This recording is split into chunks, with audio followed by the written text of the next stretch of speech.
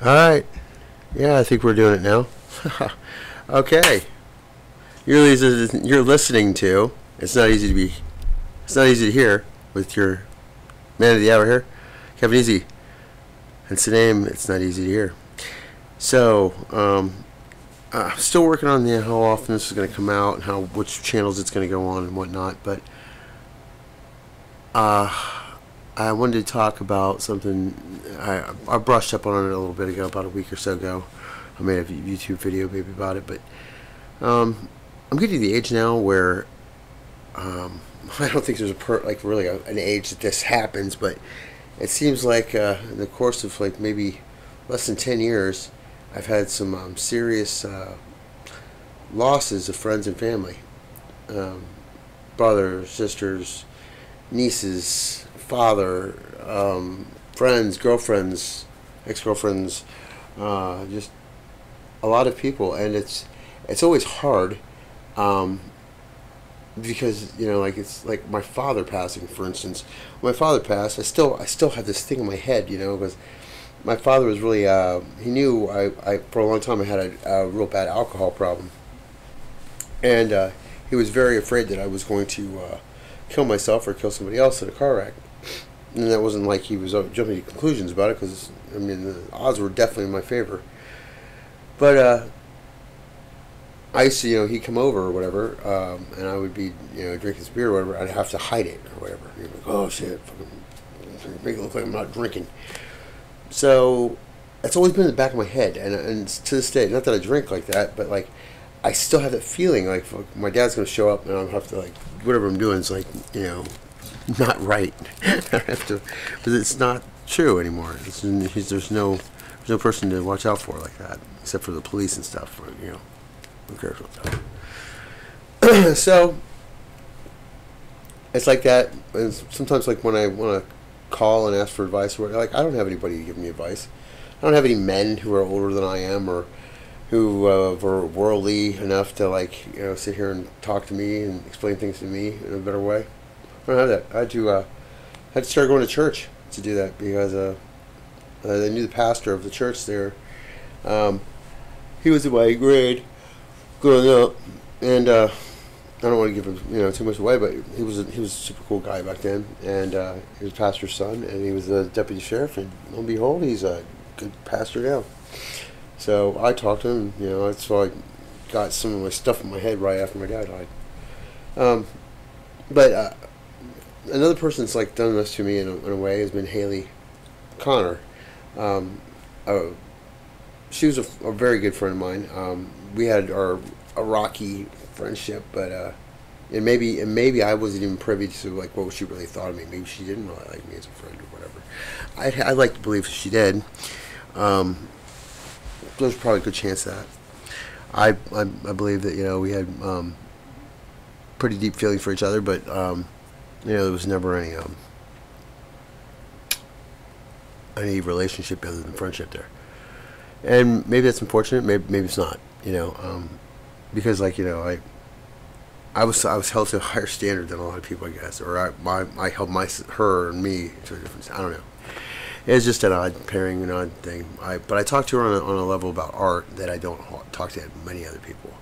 And I mean, like, just if I drew something or painted something, she would be one of the first people that saw it. And a lot of times she'd borrow my art and fucking draw something off of it. There was a Hot Rails drawing I did. There was a couple of witches that I did for Curse of Z, like the Curse of Z live cover that I was going to do, instead of the one that I did, like making it look like, Misfits Shocking Return, where it's just like a fucking shitty Evil Live 2 kind of thing. So me and her would talk about shit like that and dumb games, and she was a smart chick. She really was, and it's very unfortunate, like super unfortunate, that she's no longer here. I mean, out of anybody, I'm sure her grandmother, myself, her boyfriend possibly, probably miss her the most. I mean, I'm not taking anything from her boyfriend or whatever. I don't know. There's a complicated scenario in that, but for me, I don't like to see somebody, even if they did die of an overdose, portrayed as a junkie or a piece of shit. And I had to do a lot of stuff that I personally wasn't. I shouldn't have had to fucking help people move. I wasn't living there. I rarely even saw her by the time the end there was, you know. But you know, I'm a good guy, and so I, you know, manned up and did the fucking. I was like a fucking dad there. Hey, you guys monkeying around? What's this guy over here talking to the wall for? But you know, she died on her bed in the basement, and there was people to the house, and I don't know the whole story or whatnot, but like most of her belongings were ransacked and gone through and taken, and that to me is just like harsh. I mean, it's like, you know, as soon as you stop fucking existing, fucking just sit there and watch her shit. Like, you know, it's just like rats, you know, on a sinking ship. And it just bothered me so badly. You know, that and the fact I can't talk to her, that I didn't get to. I have this thing, it's happened before. Markapalooza that I put on every year for the last, I think we're on 4 or 5 years now, was Mark Conaway, his invention. You can leave it to a guy named Mark to have Markapalooza. But funny thing about that is, you know, I took it over, you know, to help Matt, his brother, keep it going. And Matt was in a bad place at the time, and he's not in that place anymore. And I hope you've seen the video for Floor. It's very good. I find it. I guess I did create the video, but I find it amusing, and it's a good song for what it is. So not even for what it is, it's a good song. It's really cool. So I'm glad to be part of that. But Matt, you know, he was in a bad place. He was, you know, his brother died. They were close. He had gone through a bunch of other stuff. I'm not going to get into it all here about Matt, but long story short of it is I kept Markapalooza going. It's still going this year. It'll be in the second week of September. And Mark died in like, let's see, June 17th maybe, or 16th, somewhere there. And Haley died on the 23rd or something. So it was like 5 days apart within 4 years. It's kind of an odd, because they were both pretty significant people to me. Like, it's hard not seeing them around. It's like, I want to call Haley and I'm like, shit, she's not, you know. Right before she passed too, there was we had our Instagram accounts, you know, we fucking message each other once in a while. And sometimes she was hard to get a hold of, so you would message her or something. But the backdrop of the message board you can change, have a little wallpaper on it. And hers had I put a cat on it. It was like I don't know, it's a nighttime scene with a cat on it. Haley was really like cats. And the day before she passed, she passed away.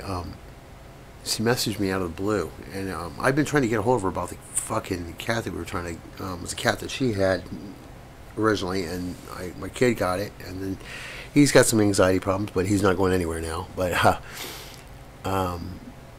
she goes, "How do you get the cat off the wall?" And I was like, "I don't know." She's talking about the message board, because it was on the message board. So I'm like, I took it down, thinking that's what it meant, but I don't know this day if that's what it was truly about. So it's just like always these mysteries, you know. It's like, who killed Marilyn? Funny mystery. Ain't that right? Oh. But I'm gonna truly miss her. I fucking can't get my brain wrapped around it. And today's the day of the fucking funeral. And unfortunately, she had a cremated body, which I feel that's going to have to be something I got to think about these days. You know, when you're a kid, you're just like, oh, throw me in a hole, or make me wear a Superman costume and drop me out of a plane. But then when it comes down to it, you get to be in your 40s, and you're like, shit, it could happen any day now. And I don't want to be that guy that's fucking like, oh, that's fucking, I'm just scared to death that I'm just fucking my numbers up, and I'm just waiting around every, like, final destination for my fucking undoing. No, I really want to. A lot of people don't have the same fucking goals I have in mind, or who have the same criteria of success or contentment. I don't have to have a lot of fucking things in life. I don't have to have, you know, cars and, I mean, a car, or a truck, or a van, whatever. Yeah, I need that, but like, I don't need a fleet of vehicles. I don't need I don't need indoor plumbing. I don't need I don't need a lot of creature comforts because my goal is to travel with my music and in my art and get it out there, you know, see America and see the world before I'm old and can't like even have fun there, you know. That's the whole thing. I mean, that's why you do what you gotta do. And unfortunately, being in a band is one of the hardest things to do. It's not because it's like fucking that you can't do it because you're not Green Day and you're not talented. I mean, you know, well, whatever it's worth. I mean, I don't think I'm a terrible songwriter, and I think that, you know, anybody can spin gold once in a while. But the part of it that's hard is, one, you have to get the stuff out there so everybody can hear it, and to do that, you have to get in. You have to have the ability to put it out there so much that it becomes too much. You have to be annoying, because that's how we get all those fucking brain or those earworms, you know.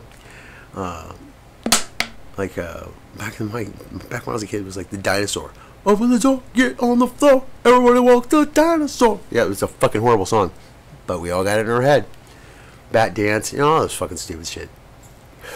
You know, I'm not saying fucking, you know, I have to have the fucking next bat dance or some shit. What I'm telling you is that, like, the Ramones and the Misfits are perfect examples of bands that weren't great musicians by any means.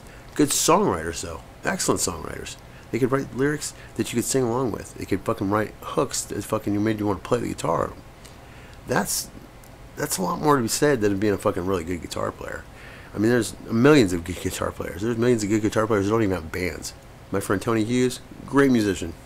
Fucking, he's not playing in a band. He can't stand playing in a band, basically, because nobody ever fits his criteria for it. And that's hard. Like, I've played in a band pretty much since I was 18 years old. So, 3/4 of my life. Way over half. So, it's hard to get with people who are super motivated and super talented. You can get one or the other, sometimes neither. But, you know, it's always led me to be this guy, fucking the workhorse. It's always like, okay, I gotta come up with the art. I've gotta come up with the fucking idea for this. I gotta come up with the name of the band. I gotta fucking come up with fucking shows. And it gets a little overwhelming. And people think you're a fucking control freak. But if I sit there and let other people do it, I would never get anything done. It should be like this podcast. Like, I didn't have anybody do this for me. I did it. So, you know, there's a sense of accomplishment that I have that a lot of people don't have. You know, there's a sense of like, let's see, like validation of what I do because of it. Like, you know, I could die tomorrow and I would at least still have an album that I put out that says it was recorded by me. It's a concept album. It has 10 tracks on it of really good fucking songs. I rewrote 2 covers that are on there. So, I mean, it has a wide variety of things on it, and it's just the fucking first album, you know, Hot Nights and Cold Showers. Let It Go's fucking previously fucking unreleased, or really no release to them. I mean, we fucking put CDs out for a while, but there's like shit. There's like more songs in there. I think there's like 12 or 15, something like that. And it's unfortunate because like Brian and Eric, who were in Let It Go, I played bass and sang. Eric played guitar, and Brian played drums. That was the end of Let It Go. Let It Go had quite a different things. It was the difference between Let It Go and other bands I played in was I got kicked out of my band when I was just a vocalist, and that bugged me. So I in turn never wanted to be just a vocalist again. I had to play an instrument because like then I'm part of the music. You can't fucking change the music. You can't fucking they can't take away the lyrics from the thing. And try to like, well, we're just gonna get a new lyricist and you fucking have them do it. Whatever. It's no. I put that much goddamn time in the songs. I'm owning those songs too. You know. So that's like these songs I've written, these poems and whatnot, are part of me. They're part of my life. They're things that I wrote about, and then I have the fucking feeling of it to convey that to people. Like, I don't know, people go punk rock and all this shit, and I don't really believe that. I mean, I'm a big proponent of it, and I think it's kind of a dumb fucking thing, because really anymore. I mean, who's to say what's punk? I mean, punk hasn't been a thing since the 80s anyways. At least the early 90s. And if it was even a punk, there was fucking, it's hard to put your finger on what is exactly punk. Is it because it's fucking political? No, because you got bands like the Misfits and fucking the Descendants that are like that, and that aren't like that. Or the Ramones even, because the Ramones were like pretty much a rock band. They're just fucking, simplistic. But that doesn't mean that fucking they aren't any different from like Buddy Holly and the Crickets, or fucking, Elvis Presley, or fucking, several fucking bands. I mean, it's just, I'm getting on a tangent here a little bit, but there's gonna be a lot of these fucking conversations about music and what I think about it and why I believe it's fucking, it needs to have a resurgence and how people are respected in it, because we live in a society now where cover bands are so getting paid for shit, and they shouldn't be getting paid. That should be actually be criminals for fucking stealing people's music. It shouldn't be applauded. Like, that is the lowest fucking fruit that you can possibly grab. It is somebody else's music, and you are completely ripping them off. Fucking, you're trying to sing exactly like them, and you have a crowd based on the fucking fact that their song is on the radio. That's fucking bullshit. You didn't make any effort. Zero effort. Zero effort is included in that. Because if you think it's hard to play cover, that's what everybody starts off with doing. Because you don't write fucking original songs and go, hey, I've never fucking done anything in my life before, and these guys haven't. We've never played before. Let's make a fucking song up. Maybe one. But the next thing you're going to be doing is, because you got to fucking have a set, is playing covers. So everybody started out playing covers. It's not that hard to do, especially when we have things like fucking social media now, like your tabs and your fucking your YouTube videos instructions. So I mean, it's not even like it's like hard to fucking figure out. You had to read sheet music. No, it's fucking fairly easily done. So I don't get where, like, I was just in a conversation with this guy like last week. Ran a podcast. I'll leave his name out of it. But he said that he was looking for bands. So I sent him fucking my link tree of Cursive Z stuff and Tormented Sounds. He messaged me back and said that he just really did cover bands, and that he wasn't really into punk, but we were good for what we do. So immediately, punk and then fucking cover bands. I was boiling it red. So I go, why? Why are you fucking trying to promote thievery, for one? And like, you can say what you want. I have friends that are in cover bands. I mean, for what it's worth, cool. If you're not fucking taking up, the venues for places, and that's the only venue, that's the only things they're gonna pay for. They're gonna pay $1,000 so you can come in there and fucking have 3 hours worth of fucking your favorite radio station fucking hits. Cool. Why don't you just play the radio? Because the fucking guys, when people say a rock star, like, I've been accused of being a rock star. Fine, so be it. I'm a fucking rock star then. Because fucking I go out there and I try to rock people's fucking, socks off, or whatever you would say. I play my own fucking shit, and if I get a good response, it's the most genuine, well fucking earned fucking response I've ever gotten. If fucking somebody hates it, so be it, It's not because it's horrible, because that's strictly interpretation. That is only in the eye of the beholder.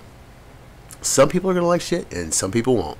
And you have to have thick enough skin to go, yeah, it's not for everybody, or these people aren't going to listen to it. Because there's a lot of people, we as human beings do the same thing, whether it's me, your mom, your dad, you, whoever's listening to us.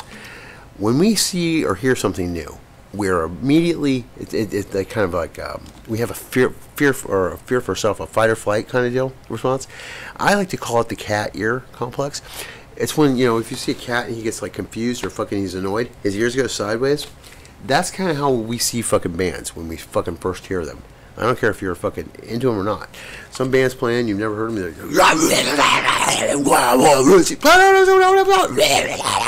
and you're like, what the fuck is this?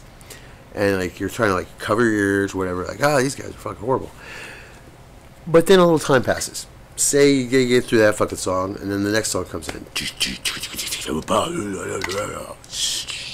And then you're starting to go, okay, my brain's relaxing a little bit. I'm not trying to run away from it. This sounds like, and then your brain does that. As human beings, we all do the same fucking two things. One, appalled by it. Two, fucking use something else in our brain that we already know and fucking swear fucking selves to like saying, well, that band sounds like this. So it's people fucking saying like, oh, I don't listen to any music because of blah blah blah. I don't like it or whatever. They're one, the fucking bars and the promoters and shit are fucking are robbing people of the experience of fucking being scared, of fucking having of the ability to maybe find a new band that they like, to support fucking artists on the ground level. Instead, they're fucking paying some dude to fucking go up there and pretend he's fucking goddamn Mick Jagger, or pretend he's fucking goddamn fucking, Kurt Cobain. I mean, who's fucking really the rock star there? Some guy who's fucking pretending up there? Or the guy who's fucking really going out there and fucking, he's like, man, I've lived in a fucking garage. I fucking, I spent all my fucking time writing songs. I know nobody likes this shit, but fuck them. I don't care if anybody likes it or not. That's not punk rock. That's just fucking being about yourself and about what you're about. If you are about it, then it's not going to be fucking, it's not something you're going to be able to carry. And it's not going to be something you're going to fucking be able to, you're going to sit there and be able to back up. Like, I know when I do with my music has merit. And I know that fucking, I have a fucking deep connection to it. And it doesn't matter if anybody else does. Because that's who I'm fucking making happy by it. It's me. It's great if you like it. I mean, that's actually probably pretty good if you do like it. But, at the end of the day, some songs you'll like, some songs you won't. Like, I tend to, write a lot of different kinds of stuff. I mean, even if it's all punk rock. I just wrote a fucking song called Voices in the Static that I was going to write a long time ago. And this version I made here, because I'm currently fucking putting together an acoustic album called The Dead Earnhardt's Part 2, Left Turning Right. The first Dead Earnhardt's came out, I was in my 20s, so I was 27. And it was my first thing I ever recorded by myself, of me playing an instrument and singing, and it was just kumbaya stuff. It was very, very poetic in some ways. It just had guitar noise in it. It was funny, shitty kind of, but it was funny. So I decided, hey, I'm going to do a fucking sequel to it, my Black Aria 2, so to speak. And so Left Turning Right's going to come out, and I put, so far we've got Acrotropis. No, I'm sorry, Asphyxia. Sorry, Asphyxia. Which is a song, was one of the better songs to fucking Let It Go. I really like the lyrics for it. I think fucking is relatable. It's got, I just recorded a version of Purge, which is way different. It's like fucking, it's almost bebop time. It's so fucking slow. There's Wasted Days, which actually I made the video for. It's pretty good. Fucking what else is there? I think Z Life is on there. Like I said, it's going to be a fucking variety of songs through the years of fucking me playing songs for different bands. And then a few originals that are just for that. And one of them I wrote was Voices for the Static. And the version I made just the other night was a very, very, very artsy. It's almost so bad you can't even listen to it, because it's the idea of, it was going to be like a cut from this newer album, because the newest album I'm working on for Cursive Z is Limo Spaces for Rent, and it's it has a theme. It doesn't have a fucking, it's not a concept. So the theme behind it is like all this wearing tinfoil hats kind of propaganda, conspiracies, monster fucking things like that. And so Voices in the Static is a concept where, like, white noise, people can communicate with the dead through white noise. And maybe some of it came through this whole thing of, like, Mark and Haley and fucking my father, and how you wish you could have the last conversation with them. Like, it's horrible. Like, last time I talked to Haley, it was about a week before that I really talked to her. And it was awesome. It was a fucking, I'm grateful I had that last memory of fucking hanging out with her like that. Where it was like, just hanging out with the store. Said, she was trying to get rid of a Game Boy at the time, and every place was closed. So we went to about four different places, and so we went to, like, the game store, and we were just looking around and talking shit to each other about it. That's the Haley I'm gonna remember, and the one that will, like, laugh and crack me up, make me feel good. Like I would feel good. It's a horrible thing. And I'm never going to forget her for that. I'm very grateful I met Haley Connor. You know, and the fact that she overdosed is just another fucking like sting that hurts even more. Because like when I met her off of Facebook, actually, I don't know if anything, and it was some drug site or something. I don't even know. But I ended up going over to her house, and it was she was seeing her with her brother, this trailer, and there was a few people there and shit, and she was cool. Like I was instantly impressed with her. Like we were just talking. I was showing her my guitar and blah blah blah. And I'd shown her some artwork I'd had of fucking. I gave her this picture of a fucking cat that was standing in the middle of a road, and there's a car barreling towards it with the fucking devil and the devil's cat in the passenger seat. And it's like it says your number's up, pal. And she had it framed. She put it in her fucking room or wherever she was at. Now, it meant a lot to me. She had that. She thought it was a cool picture. Which that picture there, it led to me painting a picture for Michael Graves, which it was called Meouch, and I actually had the cat getting hit in the head with the bumper of the car and his eyes flying out and shit. So Michael Graves from the Misfits has that painting. He did, at least. I did give it to him, and when I did play with him, he fucking said he had it. So, you know, as a joke, when I was over there trying to, okay, so Haley's stuff got taken by fucking looters, I guess. People that just fucking live there or whatever. I don't know. Like, grandma and fucking sister didn't really get too much. They got like a box or something. So, I mean, that was all her belongings. Which is surprising, though, about all of this, because out of all the people that were there, I think only one person had a job. So, the other people had all the shit, and they didn't have no fucking job, so...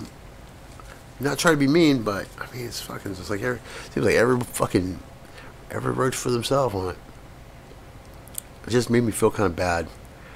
But, once again, I talked to her roommate, and I got some stuff for her, and, you know... It was more the fact that it was her stuff, you know. It wasn't the fucking she needed it. Fucking being cremated, she didn't need any clothes, and she didn't need any makeup, and she didn't need any markers or anything. But it was the fact it was her shit. And, you know, she didn't have a will, and she didn't have anything. I mean, it's just she didn't know she was going to die, evidently, you know. Which is that's the thing. I always wonder. It's like when my father died, did he know he was going to die? Because he was on the porch and he was sitting there and he just he just like fell asleep. Smoking a cigarette. I mean, if the guy could die better, I don't think he could have. Because, like, my father, he got down 5 cars drag racing. My father and mother drag raced for my whole life, basically. So they were down in St. Louis, Missouri, and my dad got the 5 cars in his class. And then my dad still worked at the tank plant. He'd been there for 40 years. He just got an order for 40 years. That Friday he'd worked. He fucking came by my house. He did what he always used to do. He'd come out and he'd sit there and talk, shoot the shit with me for about 20 minutes on the porch. Smoke a fucking cigarette or two. See if I had cigarettes and give me some if I didn't. And, just let me fucking blow off some steam. Like, talk to him about my guitars or whatever. And he would listen to me.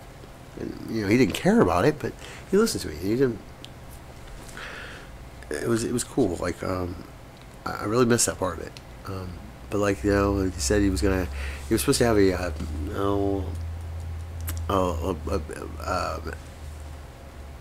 was it? I can't think of the word I'm looking for. An outpatient surgery. Thank you. For like a biopsy on fucking like something in his bladder. It was like a fucking cancer. But it was an insignificant thing for him to die on that Sunday instead of that Monday. Was ironic as hell. Weird. Just like Haley was in a situation where the roommates were going to have to move, Haley was looking for a fucking place to stay and possibly got romantically linked with someone who, that way she could have a place to stay, I guess. I don't know. Could be more than that, but it's not my thing to judge. I don't care. I mean, I like to rather think, highly of people, places, and things than just to sit there and what they really are sometimes. But she was a fucking great artist. She was just... It's hard to be motivated, I guess, when you're in thralls of drug addiction. Like I said, when I met Haley, I was over there and I'm hanging out, and they they're gonna blah, blah. I heard them talking about tripping, and then fucking next thing I know, they're like, "Hey, you want to trip too?" I'm like, okay." So they just give me fucking acid, and I sit there with fucking 3 perfect strangers, and I just remember fucking like they were cool. Like I didn't feel like out of place or anything until way early in the morning, and I had to leave. I had trouble peeing for a while because the hall was like waving. My perception of the hall was like, I can't pee. I can't fucking pee all over the walls and shit back here. And I remember Haley reminded me fucking like, I was just really calm around her. She was actually, I had a fucking kind of sweetness to her at times. She was very motherly for fucking somebody who didn't have kids. And maybe that's part of the reason I liked her too. The fact that she liked cats so much, it reminded me of my kids. She could be, it's like everybody. Everybody has their fucking sides where they can be an asshole or they can be fucking kind of shady or whatever you have. But I mean, you gotta weigh the good and bad with the person and yourself. And like, I always weighed it out with Haley to be fucking was still on the good side. Way more on the good side. Like I still have like an Optimus Prime keychain from her. I've several things I had, and I'll miss her. I'll miss it greatly. Probably like Mark. Markapalooza this year. It's gonna be Haley involved. Unfortunately, we've had somebody die fucking right around the time of Markapalooza every year. It seems like. So happy Markapalooza.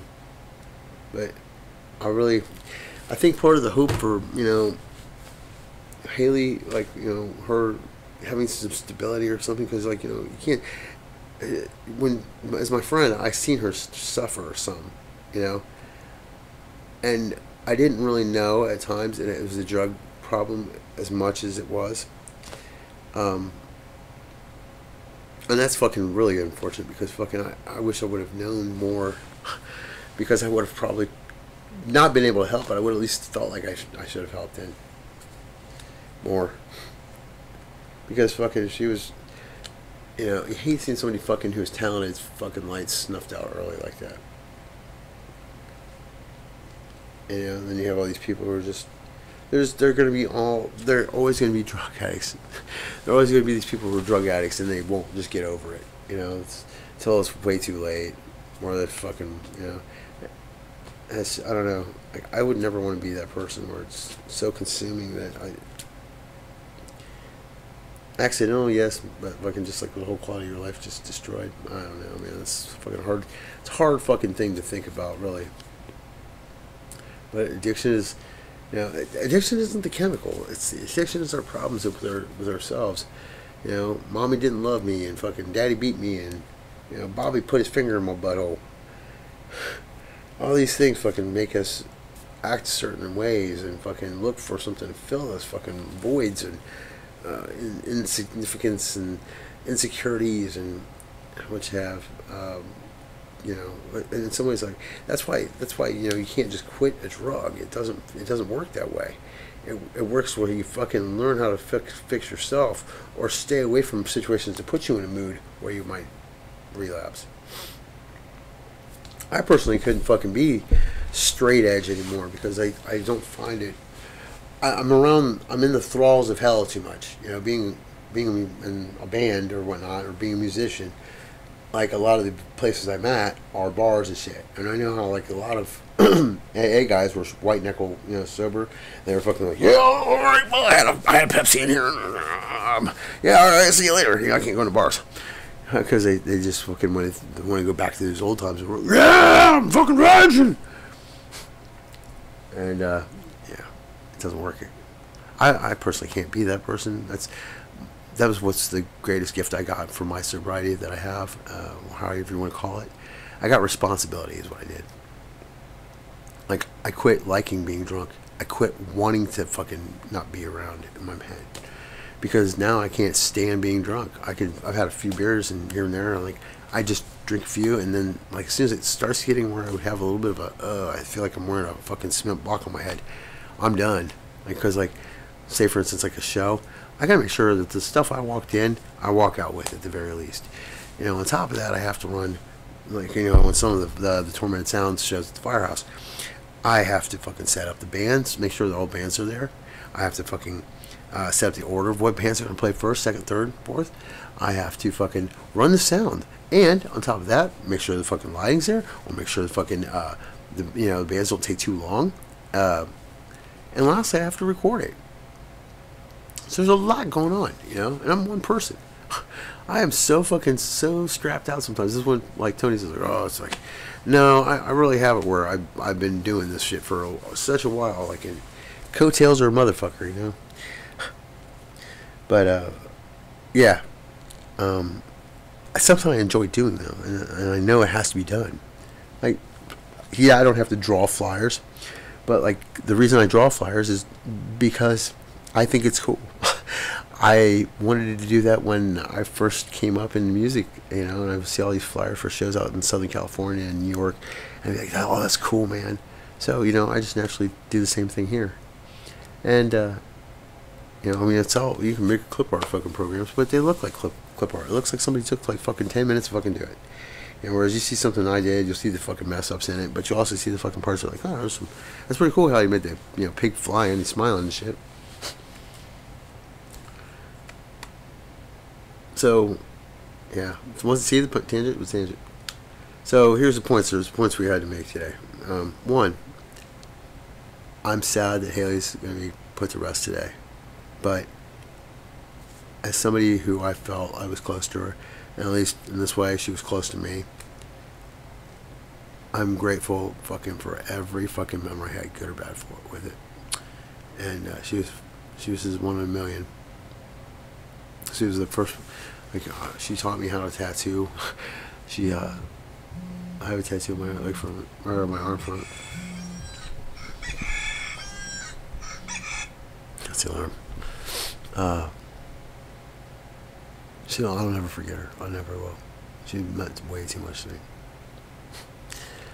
And I won't let people forget her, and I'll make sure that fucking her memory lives on in some way, shape, or form. Like right now, I've been working on a calendar. I think my kids and I had the idea about doing a cat calendar. I just don't know how lucrative they are.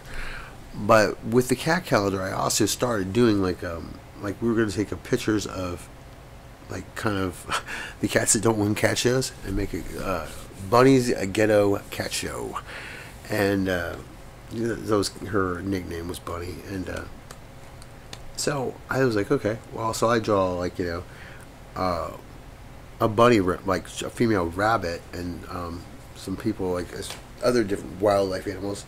And I almost had a fucking story to put that together with this. You know what I mean? So like it was actually, the calendar was what these woodland animals were creating for the cat show, the ghetto cat show. And so I've started it. The drawings are kind of cute, but you know, there's a lot involved. There's always, and I've got like 20 million projects to do, and I just know I've got to do Marco Paluzzi yet. I've got to do the fucking Firehouse, a few more fucking shows there. I have other shows out of town. I've got to get a vehicle that fucking operates to fucking pull my vehicle out of town, my trailer. You know, we're gonna have to look for another bass player because, like, you know, Will's kind of had to the point where he's working a lot. And it's just not, he's not happy exactly, and that's not. I don't think it's anybody's fucking. It's fair to say anybody's fault. You know, I've said some things to him about how he was operating about stuff. And, you know, whether he took it hard or not, it's not the problem. I mean, it's this observation. And I would refuse to have fucking anyone else, like, basically drag their feet on something that should be going full blast all the time. You know, I've done it for way too long and had somebody like, oh, I can't go, I got a fucking Christmas vacation. I've got to take my kids to the tar pits or whatever the fucking people do. You know, I'm going to go see a concert. Cool. Well, I don't go see concerts except for bands I go fucking play with, because that's first and foremost. Like, if you were fucking in a band and you weren't playing like every other day, at least,